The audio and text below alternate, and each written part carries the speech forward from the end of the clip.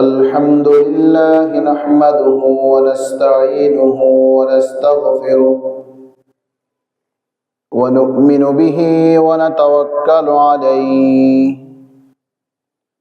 ونعوذ بالله من شرور أنفسنا ومن سيئات أعمالنا من يهده الله فلا مضل له ومن يضلله فلا هادي له ونشهد أن لا إله إلا الله وحده لا شريك له ونشهد أن سيدنا وحبيبنا ومولانا محمدا عبده ورسوله أرسله بالحق بشيرا ونذيرا وداعيا إلى الله بإذنه وسراجا وقمرا منيرا أما بعد فأعوذ بالله من الشيطان الرجيم بسم الله الرحمن الرحيم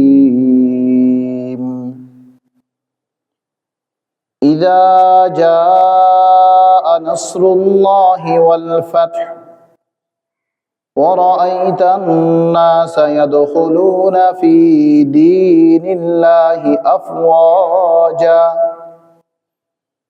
فسبح بحمد ربك واستغفره إنه كان توابا اللهم صل على محمد وعلى آل محمد كما صليت على إبراهيم وعلى آل إبراهيم إنك حميد مجيد اللهم بارك على محمد وعلى آل محمد كما باركت على إبراهيم وعلى آل إبراهيم إنك حميد مجيد رب زدني علما رب اشرح لي صدري ويسر لي أمري واحلل عقدة من لساني يفقه قولي وبك نستعين يا فتاح سبحانك لا علم لنا إلا ما علمتنا إنك أنت العليم الحكيم محترم মুসল্লিন کرام মহান আল্লাহ পাকের দরবারে অসংখ্য অগণিত শুকর যে মহান প্রতিপালক আপনাকে আমাকে জুমার দিনে প্রথম দিকে মসজিদে আসার মতো তৌফিক দিয়েছেন শুকর আদায় করি বলি আলহামদুলিল্লাহ মুহতারাম হাজিরিন এটা ডিসেম্বর মাস চলছে আজ 12ই ডিসেম্বর আর 3 দিন পরেই হলো বিজয়ের দিন বাংলাদেশের জন্য 16 ডিসেম্বর অত্যন্ত গুরুত্বপূর্ণ একটি দিবস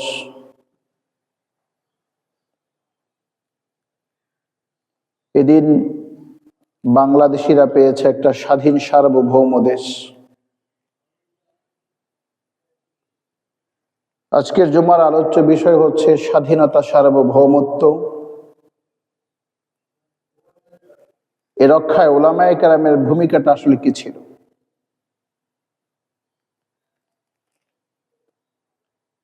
বিভিন্ন সময় আলেম ওলামাদেরকে নিয়ে কটাক্ষ করা অবজ্ঞা করা তাদেরকে অবহেলার দৃষ্টিভঙ্গিতে তাদেরকে দেখা এটা যুগে যুগে না শতাব্দীর পর শতাব্দী ধরে এটা হয়েই আসছে কিন্তু মসজিদের মিম্বর থেকে এটা বড় জোরালো ভাবে এই আলোচনাটা হওয়া উচিত। স্বাধীনতা কি, সার্বভৌমত্ব কি, এবং এটা রক্ষায় ওলামায়ে কেরাম বা ইসলামপন্থীদের আসলে তাদের কিছু ছিল ভূমিকা নাকি ছিল না। আমি আমার আলোচনার শেষাংশে, একেবারে শেষাংশে বিষয়টাকে ভালো করে উপস্থাপন বা ভালো করে ফুটে উঠবে। এর আগে আমি একটা ভূমিকা স্বরূপ যে জিনিসটা সামনে উপস্থাপন করব তা হচ্ছে মুহাম্মদুর রাসূলুল্লাহ সাল্লাল্লাহু আলাইহি সাল্লামের জীবনেও এমন বিজয় এসেছে বা বিজয় কতটা ত্যাগ আর রক্তের পরে আসে, এটা যারা পড়াশোনা করেন তারাই খুব ভালো জানেন। বা বিজয়ের এই পথযাত্রায় যারা নাকি শরীক হন তারাই জানেন কতটা রক্ত, কতটা ঘাম, কতটা সময়, কতটা শ্রম, কতটা জীবন বিপন্ন হওয়ার পরেই বিজয় আসে।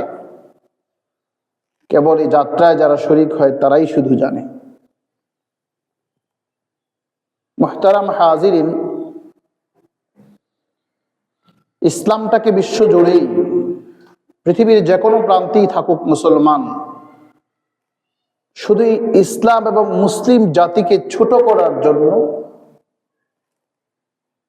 তাদের যোগ্যতাকে নিচু করার জন্য, এই মুসলিম জাতিকে বর্বর জাতিতে রূপান্তর করার জন্য বিশ্ব মিডিয়া, আন্তর্জাতিক যে যোগাযোগ মাধ্যম, পত্রপত্রিকা যা আছে সবাই একযোগে, সকলের অপচেষ্টা এটাই, ইসলাম এবং মুসলিম জাতি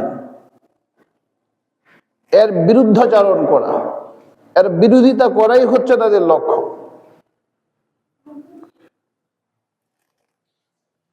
ইসলাম যে একটা আল্লাহ পাক রব্বুল আলামিনের পক্ষ থেকে একটা শান্তির ধর্ম, ইসলাম আত্মসমর্পণের ধর্ম, ইসলামের মাঝে সব মানুষের, সকল শ্রেণী পেশার মানুষের নিরাপত্তা এবং তার অধিকারের কথা, এই ইসলামে একমাত্র জীবন ব্যবস্থা যাতে সুরক্ষিত আছে। মানুষের যত অধিকার আছে সব সুরক্ষিত এবং মানুষকে সুরক্ষা দিতে পারে শুধুমাত্র ইসলাম। অন্য কোন মতাদর্শের মাঝেটা নেই। এমনকি ইসলাম একটা প্রাণীকে সুরক্ষা দেয়। কিন্তু ইসলাম বিদ্বেষী যারা, ইসলামকে যারা পছন্দ করে না, ইসলামকে যারা ধারণ করে না, আবার ইসলাম ধর্মের মাঝে লুকিয়ে থাকা নাস্তিক্যবাদ যারা লালন করে, সুশীল সমাজ যারা, সুশীল শ্রেণীর যারা, তারাও ইসলামটাকে মেনে নিতে পারে না। কিন্তু বক্তব্যের মধ্যে সে এটা বলে ইসলাম শান্তির ধর্ম, ইসলামের অনুশাসন, ইসলামের যে বিধিবিধান আছে এটাকে সে মানতে রাজি না। এটা মানতে রাজি না হওয়ার কারণ একটাই, কারণ ইসলামটা যেন প্রতিষ্ঠিত না হয়। ইসলামের এই সুন্দর সুশৃঙ্খল নিয়ম নীতিমালা এটা যেন ছড়িয়ে না পড়ে, এটা যেন বিস্তৃত না হয়, এটাই হলো উদ্দেশ্য, আর কিছুই না। সাইয়্যিদুল কাওনাইন মুহাম্মদুর রাসূলুল্লাহ সাল্লাল্লাহু আলাইহি সাল্লাম যে প্রতিকূলতার মাঝে, যে প্রতিকূল পরিবেশে আগমন আল্লাহ পাক রব্বুল আলামিন ঘটিয়েছেন, রাসূলকে যে প্রতিকূল পরিবেশে পাঠিয়েছেন, সেই সমাজ ব্যবস্থা ছিল সবচেয়ে বাজে, যেটাকে আমরা জাহিলি যুগ বলি, অজ্ঞতা, মূর্খতা, বর্বরতার যুগ। সে যুগে রাসূল করিম সাল্লাল্লাহু আলাইহি ওয়াসাল্লাম সেই সমাজেই বসবাস করেছেন, ধীরে ধীরে তাদের মাঝে বড় হয়েছেন। রাসূল সাল্লাল্লাহু আলাইহি ওয়াসাল্লামের সততা, রাসূল সাল্লাল্লাহু আলাইহি ওয়াসাল্লামের ন্যায়পরায়ণতা, রাসূল সাল্লাল্লাহু আলাইহি ওয়াসাল্লামের আমানতদারিতা নিয়ে কারো কোনো প্রশ্ন ছিল না। অথচ এই মানুষটার বিরুদ্ধে সব রকমের ষড়যন্ত্র তারা করেছে। হত্যার ষড়যন্ত্র করেছে, দেশান্তর করার ষড়যন্ত্র করেছে, লোভ দেখিয়েছে। মুহাম্মদ, তুমি যা বলছো এগুলি আসো ভাগাভাগি করে নেই। তুমি আমাদের ধর্মটা কিছু মানো, আমরাও তোমার কথা মানব। এই ভাগবাটোয়ারা তো রাসূল করিম সাল্লাল্লাহু আলাইহি ওয়াসাল্লাম জান নাই। সব কিছুকে উপেক্ষা করে, প্রত্যাখ্যান করে দৃঢ়তার সাথে বললেন, দেখো আমি আল্লাহর পক্ষ থেকে একজন প্রেরিত রাসূল, আমি তোমাদের মাঝে শান্তির বার্তা নিয়ে এসেছি। তোমরা আমার কথা মানো, আমার কথা শোনো, আমার দেখানো পথ অবলম্বন করো, অনুসরণ করো, তাহলে আল্লাহ খুশি হবেন। তোমাদের সমাজটা শান্তির নিড়ে পরিণত হবে, সমাজের অনাচার বন্ধ হয়ে যাবে, সমাজে জুলুম নিভে যাবে। যে দাবানল জ্বলছে জুলুমের, এটা নিভে যাবে, কিছুই থাকবে না। প্রতিষ্ঠিত হবে মানবাধিকার, নারীরা তার অধিকার পাবে, পুরুষেরাও তার অধিকার পাবে, শিশু তার অধিকার পাবে, সকলের অধিকার নিশ্চিত করা হবে। তোমাদের মাঝে ইনসাফ কায়েম করা হবে, ইনসাফ প্রতিষ্ঠা করা হবে। তোমরা সব বাদ দাও। তাদের বক্তব্য একটাই ছিল, বাপদাদার পূর্বপুরুষের শত বছরের ঐতিহ্য, পুরনো ঐতিহ্য কিভাবে ভেঙে চলে চুরমার হয়ে যায়।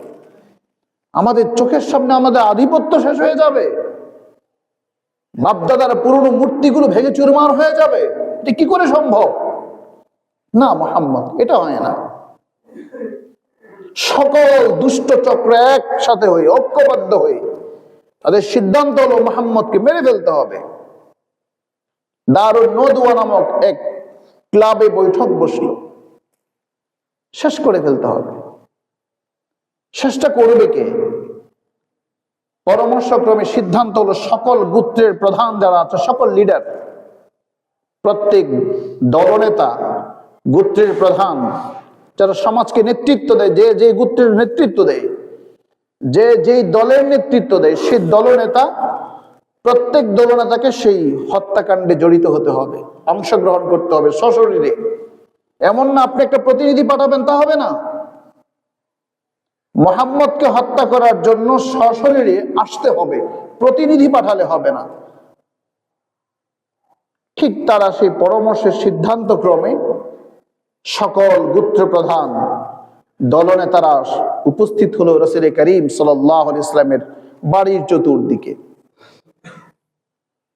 অথচ তাদেরই সম্পদ রাসূলের কাছে তারা রেখেছেন আমানত হিসেবে। মুহাম্মদ, তোমার কাছে অর্থটা রাখো। রাসূল সাল্লাল্লাহু আলাইহি ওয়াসাল্লাম যা বলছেন সব তারা শুধু মেনে নিতে পারে না একঘেয়েমির কারণে, মানতে পারে না, তাদের ঐতিহ্য ভেঙে যাবে, ঐতিহ্য নষ্ট হয়ে যাবে, তাদের আধিপত্য ধ্বংস হয়ে যাবে, চুরমার হয়ে যাবে। সেজন্য তারা মুহাম্মদ সাল্লাল্লাহু আলাইহি ওয়াসাল্লামের কোনো কথাকে মানতে পারে না। কিন্তু এটা বিশ্বাস করে মুহাম্মদের কাছে থাকা আমাদের সম্পদ, এটা সুরক্ষিত আছে, এটা সে নষ্ট করবে না। রাসূল করিম সাল্লাল্লাহু আলাইহি ওয়াসাল্লাম ছোট্ট সাহাবী চাচাতো ভাই হযরত আলী রাদিয়াল্লাহু তাআলা আনহুকে বললেন, ভাই, মক্কার কুরাইশরা আমার কাছে সম্পদগুলো আমানত রেখেছে, আমি তোমার কাছে রাখলাম। আমি আজ রাতেই আবু বকর সিদ্দিক রাদিয়াল্লাহু তাআলা আনহুকে সাথে নিয়ে আমি মদিনায় হিজরত করে চলে যাচ্ছি। তুমিও মদিনায় আসো, আমার কাছে থাকা সম্পদ যা কুরাইশরা আমানত রেখেছিল, সে আমানতকে যথাযথভাবে দিয়ে তারপরে তুমি মদিনায় আসো। হযরত আলী রাদিয়াল্লাহু তাআলা আনহু নিশ্চিত হলেন, যেহেতু রাসূল বললেন তুমি মদিনায় আসো, তার মানে আমার মৃত্যু হবে না, আমিও মদিনায় ফিরে যেতে পারবো। হযরত আলী রাদিয়াল্লাহু তাআলা আনহু বলেন, সেই রাতের ঘুম আমার সবচেয়ে আরামদায়ক হয়েছে। তাতে নিশ্চিত ছিলেন যে আজকে আমাকে হত্যা করা হবে না। অথচ রাসূলকে হত্যা করার জন্য সকল দলনেতা এবং গোত্রের প্রধানরা বাড়ির চতুর্দিকে জমা হয়েছে। আল্লাহ পাক রব্বুল আলামিন তার কারিশমা দেখালেন, সবার চোখ ফাঁকি দিয়ে আল্লাহ পাক রব্বুল আলামিন মুহাম্মদুর রাসূলুল্লাহ সাল্লাল্লাহু আলাইহি ওয়াসাল্লামকে হিজরত করার অনুমতি দিলেন। আর রাসূল সাল্লাল্লাহু আলাইহি ওয়াসাল্লাম নিজেও এই ঘর ছেড়ে মদিনার উদ্দেশ্যে রওনা হয়ে গেলেন। মুহতারাম হাজিরিন, সব প্রতিকূলতাকে মারিয়ে রাসূল ইসলাম মদিনায় রওনা হয়ে গেলেন। মদিনার মানুষ একেবারে সাদরে বরণ করে নিয়েছে, তারা রাসূলকে আশ্রয় দিয়েছে, রাসূলের জন্য সব সব তারা দিয়েছে। রাসূলের সাথে যে সকল সাহাবায়ে কেরাম হিজরত করেছেন তাদেরকেও তারা আশ্রয় দিয়েছে, ঘর দিয়েছে, জায়গা দিয়েছে, উপযুক্ত মেয়েদেরকে, বয়স্ক যে সমস্ত সাহাবায়ে কেরামের বিয়ের বয়স হয়েছে তাদের কাছে বিয়ে দিয়েছে।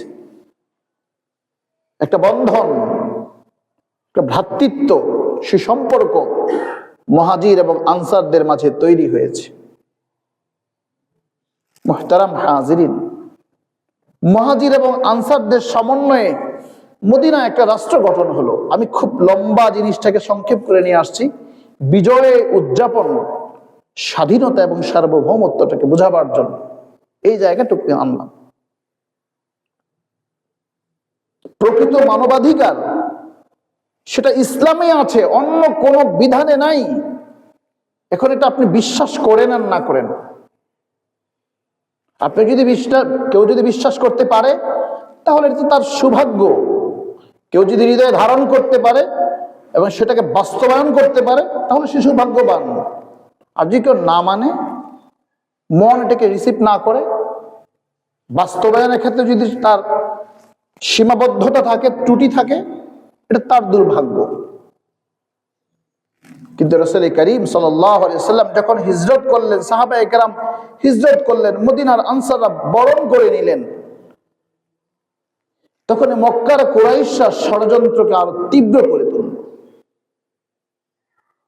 যে মদিনা ছেড়ে, সে মক্কা ছেড়ে মদিনায় চলে গেল, সেখানে গিয়ে তো সে ভালোই আছে, সেখানকার মানুষ তাকে বরণ করে নিয়েছে, তাকে সুযোগ সুবিধা দিচ্ছে। রাসূল করিম সাল্লাল্লাহু আলাইহি ওয়াসাল্লাম একটা মদিনার রাষ্ট্র গঠন করলেন। এই কথাটা এজন্য বললাম, অনেকে বলেন রাসূল সাল্লাল্লাহু আলাইহি ওয়াসাল্লাম রাষ্ট্রনায়ক ছিলেন না, এ কথা ভুল। সেখানে রাষ্ট্র প্রতিষ্ঠা হয়েছে, রাসূল রাষ্ট্রের প্রধান ছিলেন। রাসূল সাল্লাল্লাহু আলাইহি ওয়াসাল্লাম সেখানে থেকে ইসলামের রাষ্ট্র সীমারেখা এটা আস্তে আস্তে বৃদ্ধি হতে শুরু করলো। মদিনায় যাবার পরেই উহুদ যুদ্ধ সংগঠিত হলো, বদর যুদ্ধ সংগঠিত হলো। প্রত্যেকটা যুদ্ধই ছিল আত্মরক্ষামূলক, কোনোটাই আক্রমণাত্মক ছিল না, কোনোটাই আক্রমণাত্মক ছিল না, প্রতিটাই ছিল আত্মরক্ষামূলক। একটা যুদ্ধ আপনি দেখাতে পারবেন না, ঐতিহাসিকগণ যারা আছেন তারাও বলেন না কথা। প্রত্যেকের ব্যাখ্যা বিশ্লেষণে কথা উঠে আসে যে প্রতিটা যুদ্ধই ছিল আত্মরক্ষামূলক।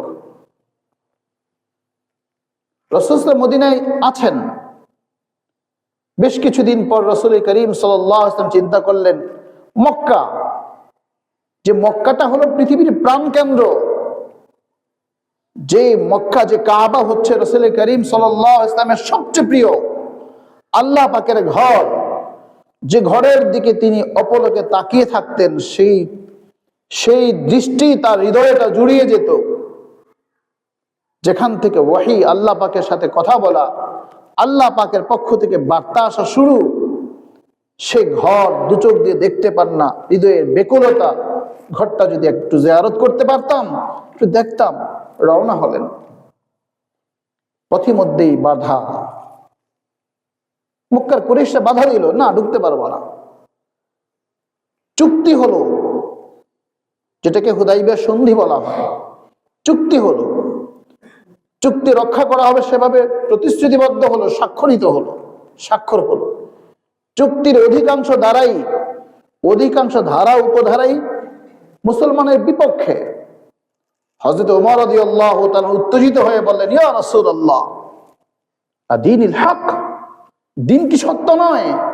রাসূল বলছেন, ওমর ধৈর্য ধরো, দিন সত্য, দিন সত্যই, তুমি ধৈর্য ধরো।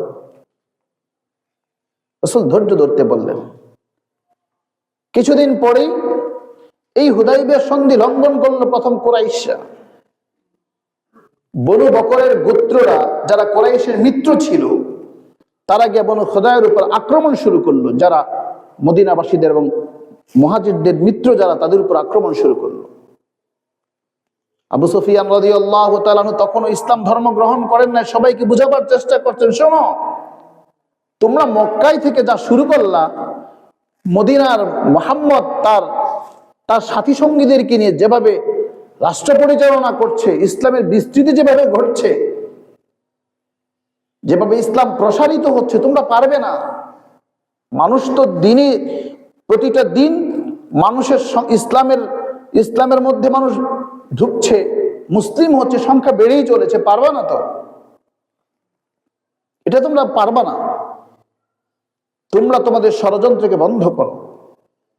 আবু সুফিয়ান রাদিয়াল্লাহু তাআলা আনহু তখন ইসলাম ধর্ম গ্রহণ করেন নাই।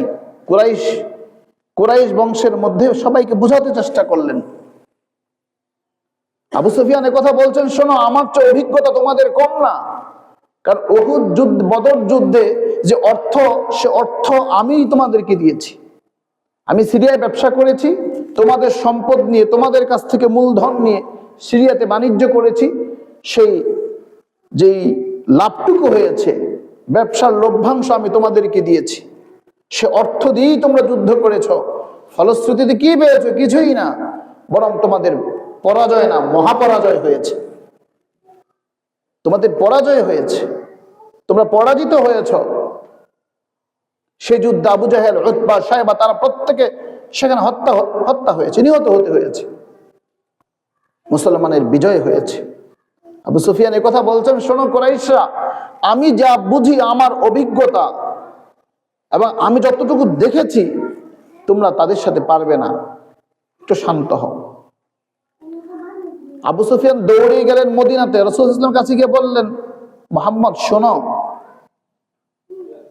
বনু বকর যে আক্রমণ করেছে, যে সন্ধি, যে চুক্তি লঙ্ঘন করেছে, একটু সুযোগ দেও, একটু সুযোগ দেও। রাসূল সাল্লাল্লাহু আলাইহি ওয়াসাল্লাম স্পষ্ট বলে দিলেন, আবু সুফিয়ান বহুত হয়েছে, অনেক সওয়া হয়েছে, অনেক হয়েছে। এবারের চুক্তি যেহেতু লঙ্ঘন করা হয়েছে, এটা আর ক্ষমা করা যায় না, কারণ এই চুক্তির অধিকাংশ ধারা উপধারাই ছিল তোমাদের জন্য, মুসলমানের বিপক্ষে ছিল। আজকে এই চুক্তি লঙ্ঘন করা হয়েছে, এই চুক্তি লঙ্ঘনের যে যা যা করার তাহাই করা হবে, কোনো ক্ষমা হবে না। আবু সুফিয়ান চলে গেলেন আবু বকর সিদ্দিক রাদিয়াল্লাহু তাআলা আনহুর কাছে, বুঝাতে চেষ্টা করলেন যে ভাই, আসলে এই কুরাইশরা তো বুঝে নাই, তারা এটা ভুলবশত করে ফেলেছে। আবু বকর সিদ্দিক রাদিয়াল্লাহু তাআলা বললেন, দেখো আবু সুফিয়ান, রাসূল যা বললেন তার বিপরীতে আমাদের কিছুই বলার নাই। আবু বকর রাদিয়াল্লাহু তাআলার কাছ থেকে উনি যখন কোনো কিছুই পেলেন না, একটু হতাশা হয়ে গেলেন, চলে গেলেন ওমর রাদিয়াল্লাহু তাআলা আনহুর কাছে, গিয়ে বললেন, ওমর ভাই, একটু বিষয়টা রাসূলকে বুঝাবার চেষ্টা করো। ওমর রাদিয়াল্লাহু তাআলা উত্তেজিত হয়ে বললেন, বেটা, রাসূল যদি অনুমতি দিত তাহলে তোকে আমি এখানেই শেষ করে দিতাম, আবার তুই সুপারিশের কথা বলস। আবু সুফিয়ান চলে গেল। হযরত আলী রাদিয়াল্লাহু তাআলা আনহুর কাছে গিয়ে বললেন, আলী, আমার আর তোমার মাঝে তো আত্মীয়তার সম্পর্ক আছে। রাসূল যেভাবে সিদ্ধান্ত নিচ্ছেন, তুমি রাসূল, তোমার মুহাম্মদকে, তোমার রাসূলকে থামতে বলো, মুহাম্মদ যেন এই বনু বকরের বিরুদ্ধে কোনো সিদ্ধান্ত না নেয়। আমাকে একটা সুপারিশ করো তুমি মুহাম্মদের কাছে। হযরত আবু সুফিয়ান রাদিয়াল্লাহু তাআলা বলছেন, শোনো আলী, তুমি একটু সুপারিশ করো। আর আলী রাদিয়াল্লাহু তাআলা বলছেন, আবু সুফিয়ান, আমার কিছুই বলার নাই, আমি এই ব্যাপারে কোনো সুপারিশ করতে পারবো না। আবু সুফিয়ান বলছে, তাহলে একটা পরামর্শ দাও, আমি এখন কি করতে পারি? বলছে, তুমি এখন মসজিদ নববীতে যাও, সেখানে সাহাবায়ে কেরাম জড়ো যখন হয়, যখন বিশাল জমায়েত হয়, তুমি ঘোষণা করবা যে বনু বকরকে ক্ষমা করে দেওয়া হোক, এই যুদ্ধ যেন সংগঠিত না হয়, সবাই যেন শান্ত হয়ে যায়। আর তুমি কথা বলবা, যদি এটা না হয় তাহলে আমি চলে গেলাম। আবু সুফিয়ান আলী রাদিয়াল্লাহু তাআলার পরামর্শক্রমে মসজিদ নববীতে গেলেন। সাহাবায়ে কেরাম আসরের নামাজের পর জড়ো হয়েছে, অনেক সাহাবায়ে কেরাম। আবু সুফিয়ান ঘোষণা করে দিল, বনু বকর যে কাজটা করেছে এটা সম্পূর্ণ একেবারেই ঘৃণিত কাজ, এই কাজ ক্ষমাযোগ্য নয়। তবু আমি তোমাদের কাছে বলছি, আমাদের এই শান্তি প্রস্তাবটা মেনে নাও। এক সাহাবী দাঁড়িয়ে বলল, শান্তি? যেখানে চুক্তি লঙ্ঘন করা হয়েছে, সে চুক্তির বিপরীতে চুক্তিতেই তো লেখা আছে, সন্ধিতেই তো লেখা আছে যে সন্ধি ভঙ্গ হলে কি করা হবে। আবু সুফিয়ান চলে গেল মক্কায়। রাসূল করিম সাল্লাল্লাহু আলাইহি ওয়াসাল্লাম সাহাবায়ে কেরামকে ঘোষণা করলেন, ও আমার সাহাবীরা প্রস্তুত হও, মক্কা অভিমুখে আমাদের যাত্রা শুরু হবে। রাসূল করিম সাল্লাল্লাহু আলাইহি ওয়াসাল্লামের এই ঘোষণা যখন সাহাবায়ে কেরাম শুনলেন, সবাই প্রস্তুত হয়ে যাচ্ছে। বিভিন্ন গোত্র এখানে সংযুক্ত হলো, মদিনার বিভিন্ন গোত্র, বিভিন্ন ছোট ছোট গোত্র, সবাই ছোট বড় সবাই সংযোগ হয়ে গেল। এমনকি যখন যাত্রা শুরু হলো, চলতি পথে রাস্তার ধারে যেই ছোট ছোট গোত্র ছিল তারাও সংযুক্ত হলো।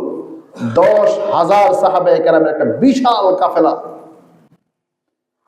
আজকের 10,000 সাহাবায়ে কেরাম শুধু 10,000 সাহাবায়ে কেরাম, তারা নিরস্ত্র নয়, সশস্ত্র, প্রত্যেকের হাতে তরবারি আছে। 10,000 সাহাবায়ে কেরামের যখন রওনা শুরু হলো, রাত হয়ে যাবার পর রাসূল করিম সাল্লাল্লাহু আলাইহি ওয়াসাল্লাম একটা পাহাড়ের পাদদেশে বললেন, এখানে আমরা একটু বিশ্রাম নেব, আমাদের রাতটা এখানে কাটাবো। রাসূল করিম সাল্লাল্লাহু আলাইহি ওয়াসাল্লাম সাহাবায়ে কেরামকে বললেন, দেখো বেশি করে চুলা খনন করো। আর যে প্রাকৃতিক প্রয়োজনে যে আমরা যেটাকে ওয়াশরুম বলি, এটা তোমরা খুব অল্প বানাও। সাহাবায়ে কেরাম এখানে অবস্থান করলেন। আবু সুফিয়ান মক্কায় সংবাদ পৌঁছে গেল, মুহাম্মদ তার বিশাল কাফেলা নিয়ে আসছে। বিশাল কাফেলা নিয়ে একজন জাসুস বলা হয় এটাকে, দূত পাঠালেন, যাও গুপ্তচরা পাঠালেন, খবর নেও পরিমাণটা কেমন, সৈন্য সংখ্যা কত। সে এসে ফেরত দিয়ে বলল, সৈন্য তো অনেক অনেক সৈন্য। আবু সুফিয়ান রাদিয়াল্লাহু আনহু জিজ্ঞেস করলেন, কতটুকু? না, আমি সেটা পরিমাণ আমি গণনা করতে পারি না। কোন এক riwayate বর্ণিত আছে, আবু সুফিয়ান রাদিয়াল্লাহু তাআলা নিজেই আসছেন, এসে আব্বাস রাদিয়াল্লাহু তাআলার সাথে যোগাযোগ করলেন। বলল, আব্বাস ভাই একটু বলো না কি অবস্থা। তখন আব্বাস রাদিয়াল্লাহু তাআলা বললেন, আবু সুফিয়ান, তুমি যে দেখছো আজকের এই শক্তি, এটা তুমি যে বাদশাহী বলছো, এটা বাদশাহী না। আবু সুফিয়ান কথা বলছে, মুহাম্মদ তো অনেক বড় বাদশা হয়ে গেছে। আব্বাস রাদিয়াল্লাহু তাআলা বললেন, না, সে বাদশা না, সে তার নবুয়ত, সে যে একটা নবী, এটাই প্রমাণিত হচ্ছে আজকে। তুমি দেখো সে কতটা প্রতিকূলতাকে মারিয়ে, কত বিপদ আপদ, ঘাত প্রতিঘাত সবকিছুকে ডিঙিয়ে আজকে সে এই অবস্থায় এসেছে। আজকে সে এই জায়গাটায় এসেছে। আবু সুফিয়ান বললেন, আব্বাস ভাই, আমাকে একটু মুহাম্মদের কাছে নিয়ে যাও। রাসূল করিম সাল্লাল্লাহু আলাইহি ওয়াসাল্লাম যে তাঁবুতে আছেন সেই তাঁবুতে নিয়ে যাওয়া হলো। আবু সুফিয়ান সেখানেই ইসলাম ধর্মটা গ্রহণ করলেন।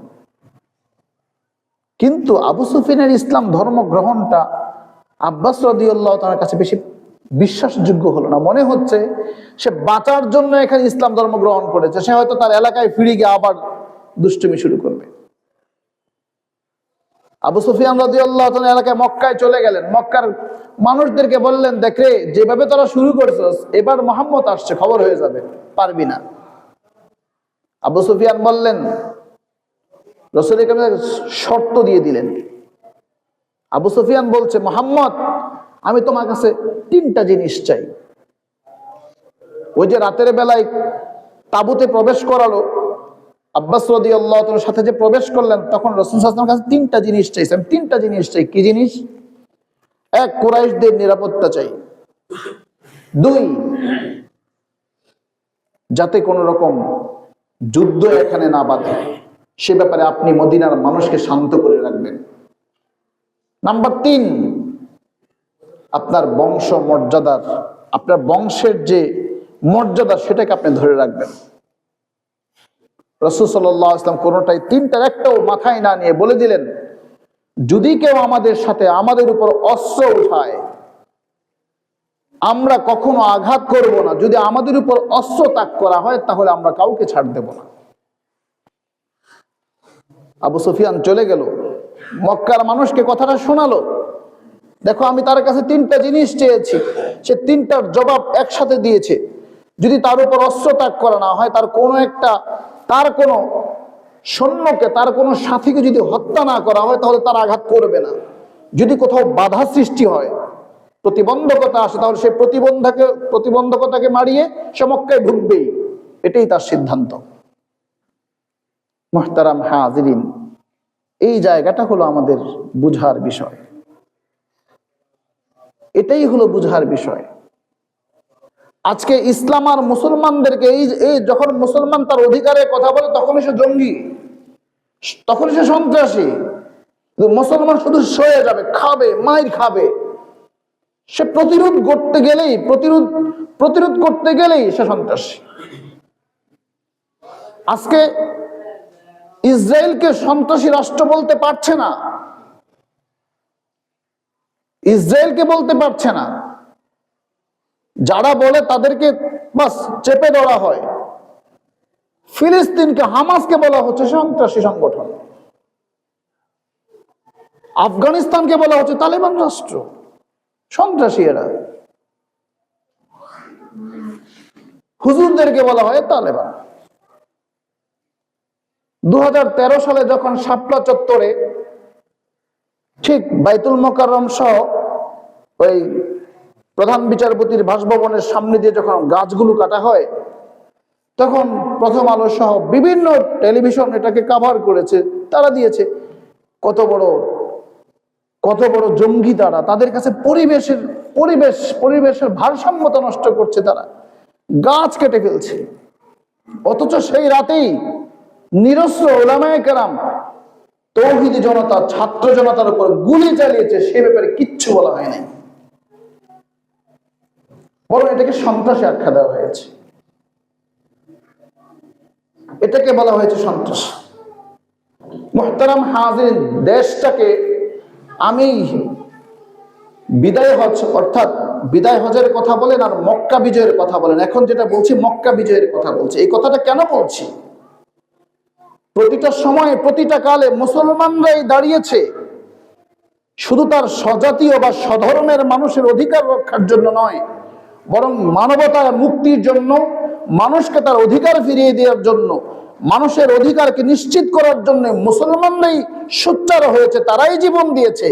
কিন্তু আজকে মুসলমানদেরকে বলা হয় তারাই হলো জঙ্গিবাদ, তারাই হলো সন্ত্রাসী। ঠিক এই ধারাটা এখন আমাদের সমাজে এমন ভাবে রন্ধ্রে রন্ধ্রে পৌঁছে গেছে যে স্বাধীনতার কথা বলা হয়, বিজয়ের কথা বলা হয়। এই স্বাধীনতার পেছনের ইতিহাস, ব্রিটিশ বিনিয়াদের হাত থেকে উলামায়ে কেরাম প্রথম স্লোগান তুলেছেন। শাহ আব্দুল আজিজ মুহাদ্দিস দেহলভী রহমতুল্লাহ আলাইহি, শাহ ওলিউল্লাহ মুহাদ্দিস দেহলভী রহমতুল্লাহ আলাইহি, তারাই প্রথম স্লোগান তুলেছেন, ये हमारा मुल्क है, ये इंग्रेज है, ये लाल कुत्ते वालों को खेदाओ। এদেশটা যুদ্ধ কবলিত অঞ্চল, এই অঞ্চলকে রক্ষা করার জন্য প্রত্যেকের জন্য ফরজ হয়ে দাঁড়িয়েছে। সবাই সোচ্চার হও। বালাকোটের আন্দোলনে মুসলমানের উলামায়ে কেরামের রক্ত ঝরিয়েছেন। রেশমি রুমাল আন্দোলনে উলামায়ে কেরামের লাশ ঝুলেছে। ভিক্টোরিয়া পার্কে তখনকার সময় আলেমদের লাশ ঝুলিয়ে দেওয়া হয়েছে। শাহী মসজিদের সামনে জুমার দিনে উলামায়ে কেরামের লাশ আগুনে ফেলে দেওয়া হয়েছে। ইতিহাস আজ জাতির সামনে নাই। আলেমদের কি অবদান? ওরা শুধু মসজিদে নামাজ পড়ায় আর বড় বড় কথা বলে। কিন্তু মেরে মুহতারাম ভাই দোস্ত, আলেমরা আছে বলেই সার্বভৌমত্ব টিকে আছে। আলেমরা আছে বলে আলেমরাই হচ্ছেন স্বাধীনতার অতন্ত্র প্রহরী। এটা আপনি বিশ্বাস করেন আর না করেন, এই রাষ্ট্র আপনি দেখেন টিপাইবাদের মুখে যে লং মার্চ হয়েছে, কার ডাকে হয়েছিল? আলেমরাই সোচ্চার হয়েছিলেন। এই আলেমরা যখন শুরু করেছেন, তাদের পেছনে অন্যান্য রাজনৈতিক দল যুক্ত হয়েছে। স্বাধীনতায় 1971 যখন যুদ্ধ সংগঠিত হয়, শেখ মুজিবুর রহমান, শাইখুল হাদিস আল্লামা আজিজুল হক সাহেব রহমতুল্লাহ আলাইহি, যিনি নাকি যে আল্লামা মামুনুল হক সাহেবের পিতা, তাকে জিজ্ঞেস করেছেন, আমি যে আন্দোলন সংগ্রাম শুরু করতে যাচ্ছি, এ ব্যাপারে আপনার পরামর্শ কি? উনি একজন আলেম, সুন্দর একটা পরামর্শ দিয়েছেন, তুখাযু মিন আগনিয়াইহিম ওয়া তুরাদ্দু আলা ফুকারাইহিম। একটা হাদিসের উদ্ধৃতি করে বলেছেন, আপনি যা করছেন ধনীদের কাছ থেকে নিয়ে দরিদ্রদেরকে দেওয়া, অর্থাৎ এই অঞ্চলের মানুষের অধিকার নিশ্চিত করার জন্য আপনার এই লড়াই যদি হয়ে থাকে, এটাকে আমার সমর্থন রয়েছে। মৌলানা মহিউদ্দিন খান সাহেব, যিনি নাকি মাসিক মদিনার সম্পাদক ছিলেন, তারও একটা সমর্থন ছিল। আল্লামা শামসুল হক সাহেব ফরিদপুর রহমতুল্লাহ আলী, তারও একটা বড় সমর্থন ছিল। কিন্তু তখন কিছু সংখ্যক মানুষ তখন হয়তো সে যুদ্ধের বিরোধিতা করেছে। তাদের যুদ্ধ, সেই মুক্তিযুদ্ধের বিরোধিতা করার পেছনে যথেষ্ট যুক্তিও আছে। কিন্তু আজকের সমাজে ঢালাও ভাবে বলা হয় রাজাকার। এটা কেন বলা হবে? এটাই হলো, শব্দটাই হলো আমাদের শত্রু। যারা শত্রু, যারা এই দেশের শত্রু, যারা দেশটাকে গিলে খেতে চেয়েছে, যারা স্বাধীনতা যুদ্ধের বিজয়ের দিনে 16 ডিসেম্বর পাকিস্তান হানাদার বাহিনীর যে তাদের যে হস্তান্তর, সে হস্তান্তরটাকে সুন্দর করে যারা করতে দেয়নি, যারা বাংলাদেশের স্বাধীনতাকে কেড়ে নিয়েছে, তারাই মানুষের মুখে এটার বাস রাজাকার রাজাকার শব্দ চালিয়ে দিচ্ছে। এই কথাটা বড় ভারাক্রান্ত হৃদয় নিয়ে বলছি। আলেমরা কিছু বললে তাকে খাপ মেরে ধরে। কেন? আলেমরাই যুগে যুগে সর্বকালে তারাই সার্বভৌমত্বের অতন্ত্র প্রহরী হয়ে কাজ করছে। 1947 ধর্মের ভিত্তিতে দেশটাকে ভাগ করা হয়েছে। আমি তো স্পষ্ট বলি, আমি একদম স্পষ্ট এভাবে বলি, আমার যতটুকু জানাশোনা পড়াশোনা আছে, সেই এখনকার যারা কি বলে যে যারা পড়াশোনা করছে, অধিকাংশ ভুল ইতিহাস। কয়টা ইতিহাস পড়েছে? ইতিহাস জানে না, জানার চেষ্টাও করে না। সব কালে হুজুরদের দোষ, শুধু হুজুরদের দোষ। হুজুরা কি করেছে? আপনি দেখেন, একটা আলেম যদি কোনো ভুল করে, বলা হয় অমুক মৌলানা সাহেব করেছে, তার মানে পুরো মৌলানা সাহেবের বদনাম। একটা শিক্ষক, এই যে গতকাল পত্রিকায় একটা দেখলাম, একজন শিক্ষক, সে বাড়িতে এক শিক্ষার্থীকে পড়াতে যায়, সেখানে ধর্ষণ করেছে। ব্যক্তি ধর্ষণ করেছে, ব্যক্তির নামটা উল্লেখ করা হোক, কিন্তু একটা পেশাকে উল্লেখ করে সংবাদ প্রচার করা, একটা পেশাকে উল্লেখ করে সংবাদ প্রচার করে, ওই পেশায় যারা নিয়োজিত সকলকে সে দায় চাপিয়ে দেওয়া, এটা কোথাকার? এটা কোন আদর্শ সাংবাদিকতার কোন নিয়মে এটা আছে? ঠিক এভাবেই একটা নেগেটিভ, একটা বাজে কথা সমাজে এভাবে ছেড়ে দেওয়া হয় যে এই ইসলাম এবং মুসলমানদেরকে, এই যে এখনকার সময় ইসলামপন্থীরা ক্ষমতায়ন হলেই দেশ শেষ। দেখেন না, বলে এখন বলবেন যে রাজনীতি করছেন। আমি রাজনীতি করি না, আমি কোনো দলই পছন্দ করি না। আমি পছন্দ করি একটা জিনিস, সত্য। আপনি দেশপ্রেমী হন, দেশকে ভালোবাসুন। মুহাম্মদুর রাসূলুল্লাহ সাল্লাল্লাহু আলাইহি ওয়াসাল্লাম, সাহাবায়ে কেরাম যখন ওই মক্কা বিজয়ের সময় সেখানে গেলেন, মক্কায় ঢুকলেন, ইতিহাসটা দেখুন, ইসলাম কি শিক্ষা দেয় আমাদেরকে। সে মক্কা বিজয় যখন হলো, রাসূল করিম সাল্লাল্লাহু আলাইহি ওয়াসাল্লাম মক্কার কাবার কাছে গেলেন, ওসমান ইবনে তালহাকে বললেন, ওসমান ইবনে তালহা চাবিটা দাও। চাবি সে হস্তান্তর করলো। ওসমান ইবনে তালহাকে রাসূল বললেন, তালহা, মনে পড়ে কি সে কথা? আমি তোমার কাছে চাবি চেয়েছিলাম, তুমি আমাকে ঘাট ধাক্কা দিয়ে বের করে দিয়েছিলে, বলেছিলে চাবি দেওয়া যাবে না, এই ঘরে ঢোকা যাবে না।